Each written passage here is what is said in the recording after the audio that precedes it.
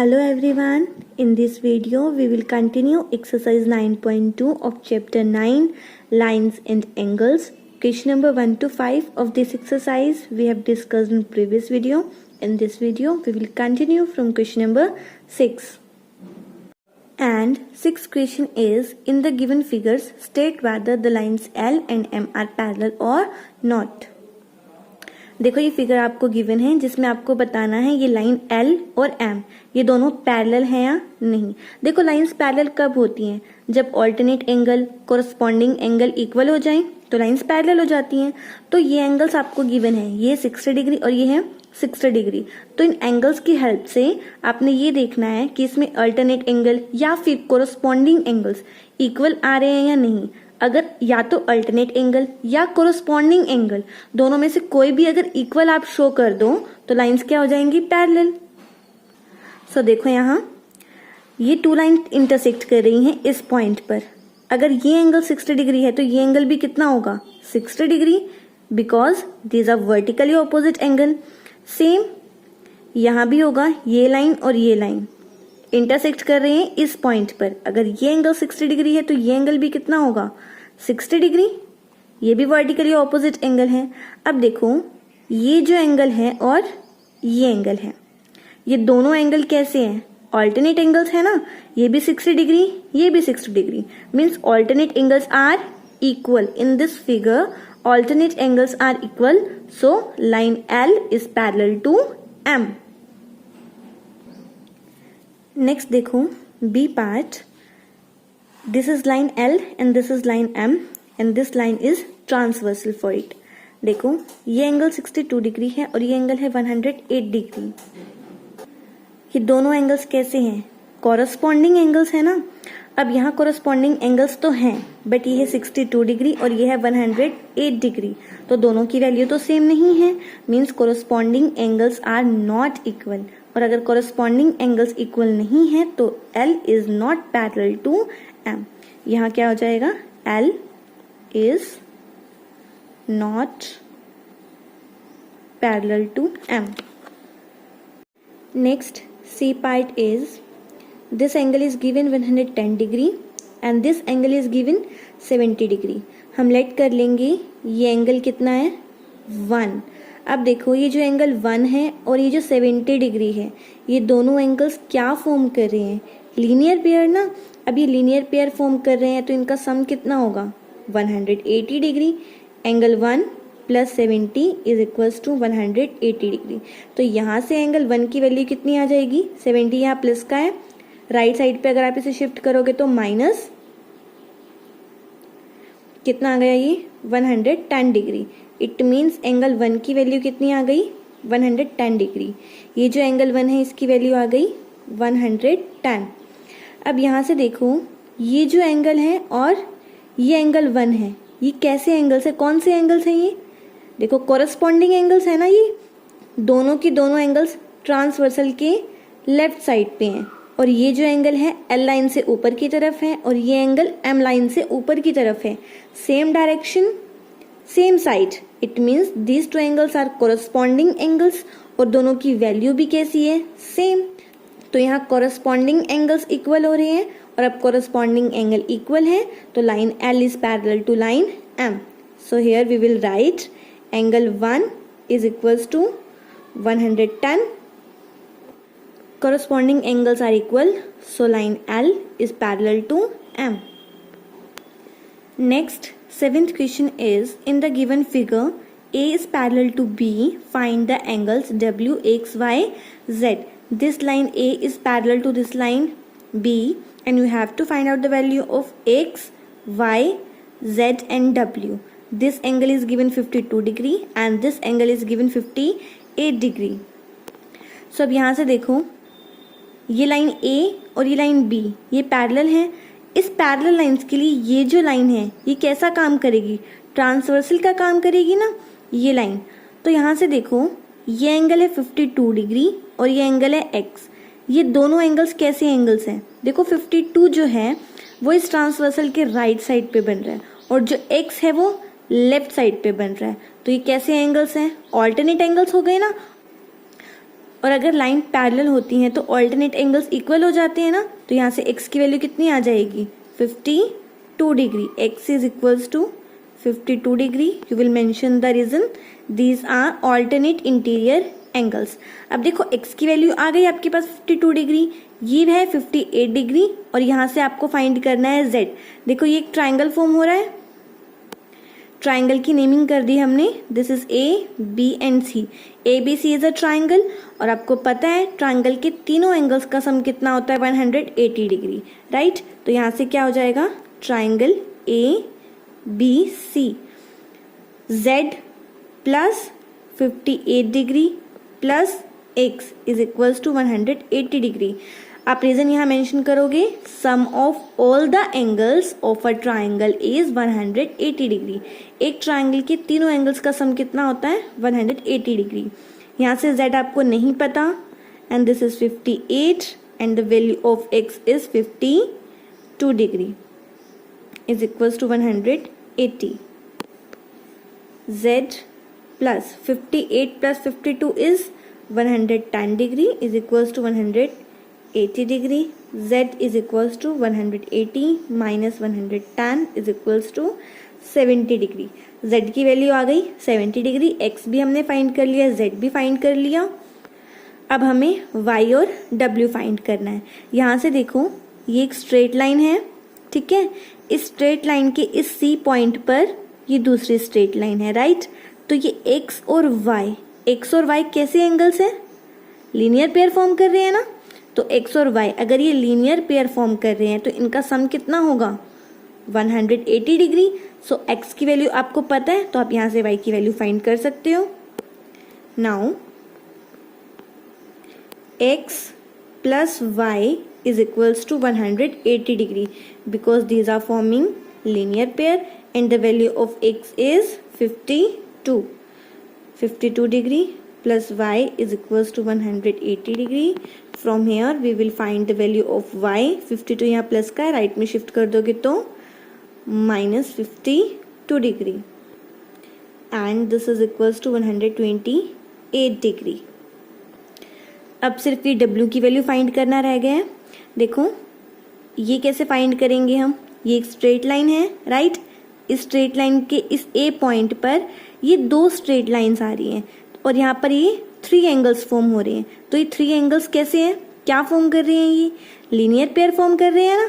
तो तीनों एंगल्स का सम कितना होगा 180 डिग्री. तो w plus z plus 52 degree is equals to 180 degree. ये वैल्यू आपको पता है 52 है, z की वैल्यू भी आपको पता है, तो आप बहुत इजीली w की वैल्यू फाइंड कर सकते हो. सो देखो w plus z plus 52 is equals to 180 degree because these are forming linear pair. W plus value of z is 70 degree plus 52 is equals to 180 degree. W plus 70 plus 52 is 122 is equals to 180 degree. W is equals to 180 minus 122 degree and this is equals to 58 degree. Next 8th question is, in the given figure OP is parallel to LM. This line OP is parallel to LM, this line, and line LN is parallel to OQ. This line LN is parallel to this line OQ. Find angle MLN. MLN means you have to find out this angle. देखो आपको given है ये जो line OP है वो इस LM के parallel है, ये लाइन इस लाइन के पैरेलल है. तो ये जो OP है इसके लिए क्या काम करेगा, ट्रांसवर्सल का काम करेगा ना. तो ये जो एंगल 70 है और ये जो एंगल LPQ है, ये दोनों एंगल्स कैसे हैं, तो ये दोनों एंगल्स कौन से हुए, कॉरस्पॉन्डिंग एंगल्स ना. और लाइंस पैरेलल हैं तो कॉरस्पॉन्डिंग एंगल्स क्या हो जाएंगे, इक्वल. तो यहाँ से क्या आ जाएगा, angle LPQ is equals to 70 degree. You will mention the reason, these are corresponding angles. अब देखो इस एंगल की वैल्यू आपको पता चल गई, राइट। अब यहाँ से ये देखो, ये जो एल एन लाइन है वो इस ओ क्यू के भी तो पैरेलल है, और एल पी इसके लिए कैसा काम कर रहा है, ट्रांसवर्सल का ना। तो ये जो दो एंगल्स है ये कैसे एंगल्स हैं, इंटीरियर एंगल्स हैं, और दोनों की दोनों सेम साइड पे है। तो ये कौन से एंगल्स हुए, को इंटीरियर एंगल्स। और को इंटीरियर एंगल्स का सम कितना होता है, 180 डिग्री। इस एंगल की वैल्यू आपको पता है तो आप यहाँ से इस एंगल की वैल्यू फाइंड कर सकते हो। सो देखो एंगल एम एल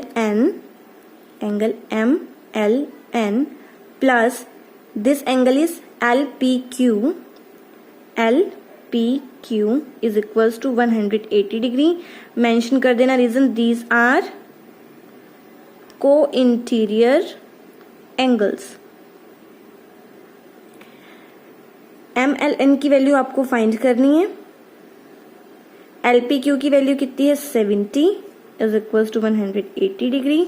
यहाँ से एंगल एम एल एन कितना आ जाएगा, 180 minus 70 is equals to 110 degree.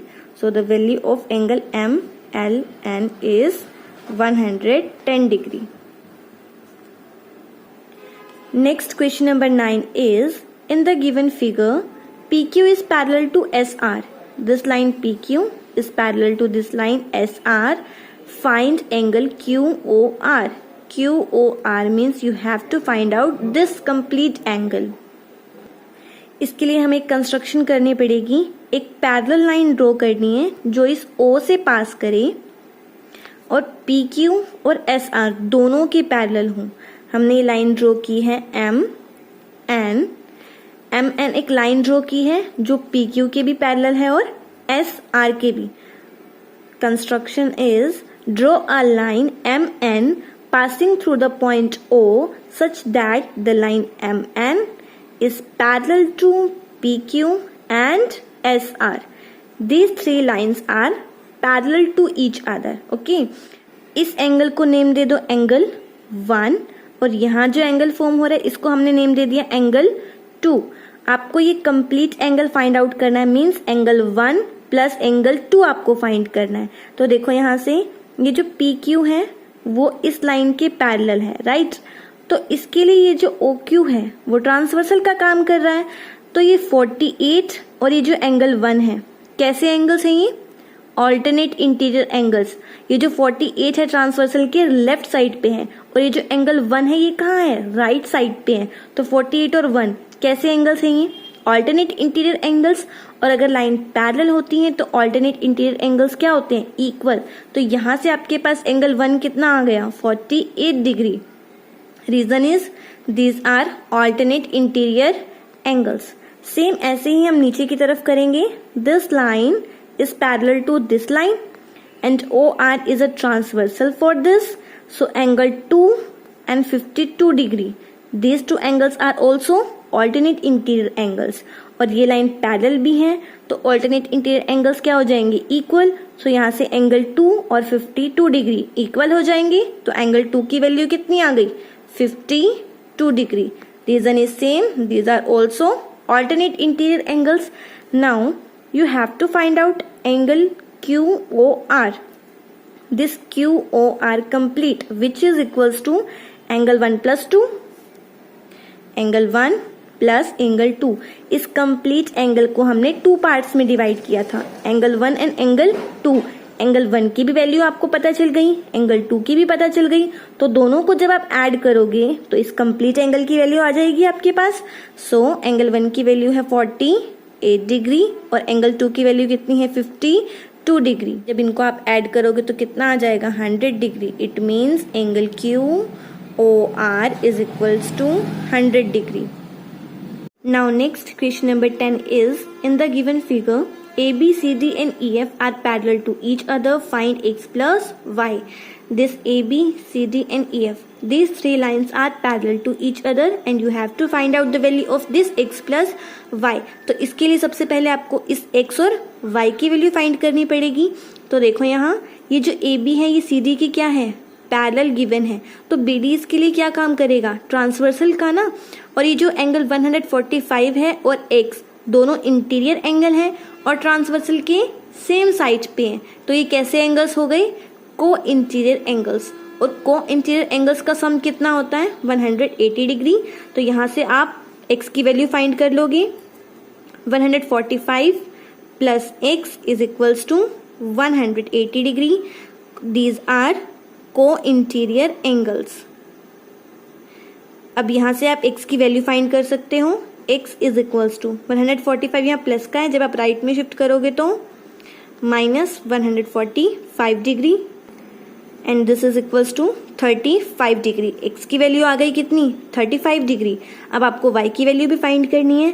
सो देखो ये जो लाइन सीधी है ये भी EF के पैरेलल है ना, तो इसके लिए ये जो FD है ये क्या काम करेगा ट्रांसवर्सल का, ठीक है। तो ये जो 110 है और ये जो y है इंटीरियर एंगल्स है ना, और ट्रांसवर्सल की क्या है सेम साइड पे है, तो ये कैसे एंगल्स हो गए को इंटीरियर एंगल्स, और को इंटीरियर एंगल्स का सम 180 डिग्री। सो यहाँ से क्या हो जाएगा y की वैल्यू आ जाएगी आपके पास 110 plus y is equals to 180 degree. Reason same co interior angles.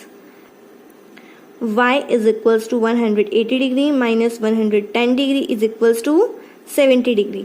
x की वैल्यू आ गई 35 डिग्री, y की वैल्यू आ गई 70 degree. Now you can easily find out x plus y is equals to 35 plus 70 and this is equals to 105 degree.